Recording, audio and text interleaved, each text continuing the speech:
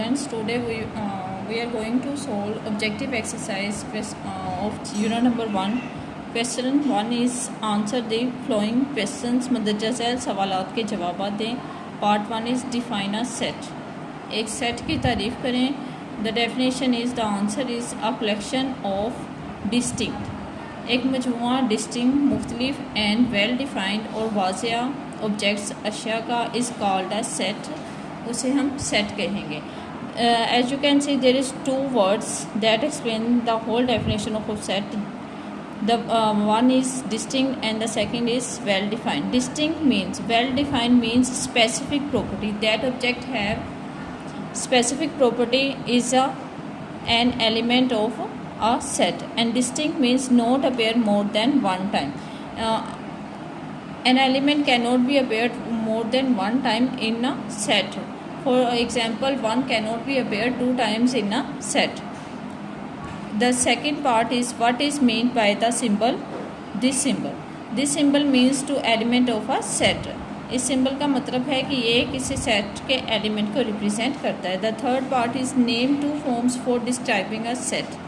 एक सेट को डिस्क्राइब करने के लिए टू फॉर्म्स के दो इकसाम के नाम लिखेंगे. The first one is descriptive form and the second is tabular form.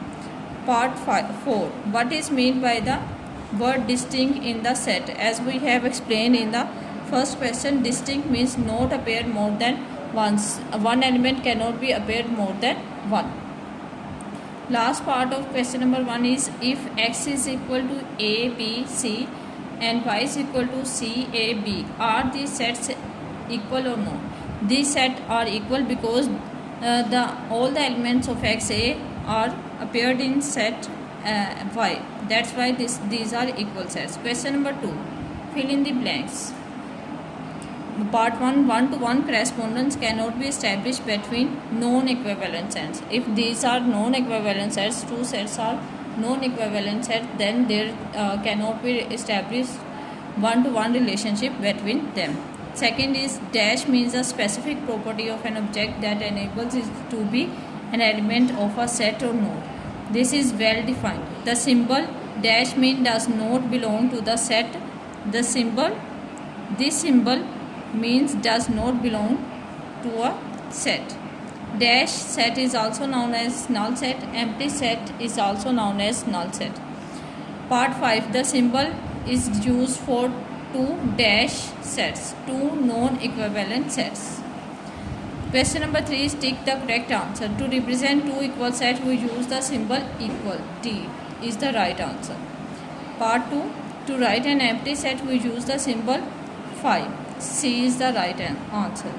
Third one is if A is equal to set of vowels, then U belongs to A. C is the right answer. And fourth part is if A is equal to 1, 2, 3 and B is equal to 0, 1, 2, 3, 4, then A is a proper subset of B because there is you can see that all the element of set A are appeared in set B except 0. That's why we can say that A is a proper set of B. Fourth part is 11 is known as you can see this set has only one element, that's why it is called singleton set. The sixth one is to represent the equivalent set, we use the symbol. This symbol is used. The D one is the right answer. This is your today's lecture. Today's your diary is to learn classwork. Take care, all of us.